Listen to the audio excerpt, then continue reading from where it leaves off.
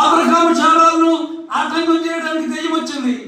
దివ్యమైన దర్శనం చేయడానికి ఎంతగానో అక్కడ ఉన్నాడు. కాబట్టి టైం చూసుకోవద్దు. అంతేగాని చల్లగా ఉన్నాయి, ఫ్యాన్ లేదు, కరెంట్ లేదు. No no no no current లేనప్పుడే నువ్వు అట్లనే ఉంది. నువ్వు మోకాళ్ళ మీద ఉండు, నువ్వు నిలబడి ప్రార్థన చేయి. నీకు లోపల మెల్లనైన స్వరం వస్తుంది. నువ్వు వెళ్తున్నావా? ఈ లోపల బట్టలు కొట్టుకెళ్దాం రా అని ఒకరితో వస్తుంది. ఎవడో వస్తాడు, మంచి ఆ బుల్లెట్ బండి చూసి ఎక్కేస్తావు. సరిగ్గా 2 పర్లాకులు 2 మైళ్ళు వెళ్ళిన తర్వాత టన్ను మనం పడేస్తాడు వాడు.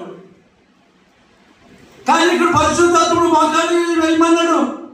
అదేదో అనిపించింది అనుకుంటావు. తర్వాత ఎప్పుడు చెప్తావు?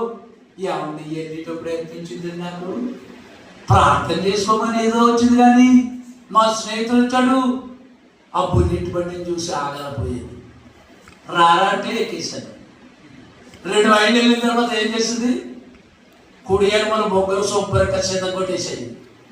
తలసి దిగిపోయింది. హాస్పిటల్లో ఉండి కాళ్ళు పైకెట్టి తాళ్ళు అట్టి ఎలగట్టారు.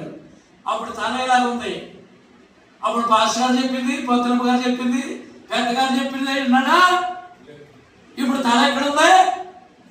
స్నేహితుడు బుల్లెట్ కారు వైపు లేదు, బండి మీద లేదు, పెద్దగారు చెప్పింది దాని మీద లేదు. దేవుని వైపు చూస్తున్నాడు హాస్పిటల్ రూమ్ లో కూర్చొని. దేవుని మాట వినకపోతే నేను ఏం చేస్తాడు? హాస్పిటల్కి ఎదురు పెడతాడని చెప్తున్నాడు ఇక్కడ ప్రవక్త.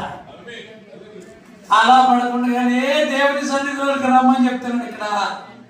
సాతాను మాటలు విన్నట్లయితే శారా చేసినట్లుగా దేవుణ్ణి చోటలో తప్పిపోతావు.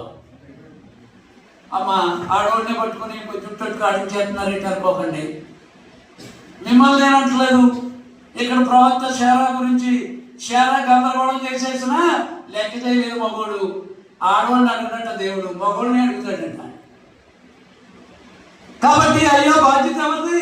ఇదిగో టైం అయిపోతుంది, టైంకి వెళ్ళాలి.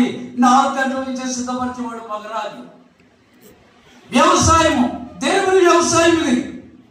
బయట లోకంలో వ్యవసాయం పండినా పండకపోయినా, ఆ జోరుపు చెట్లు పోతలేకపోయినా,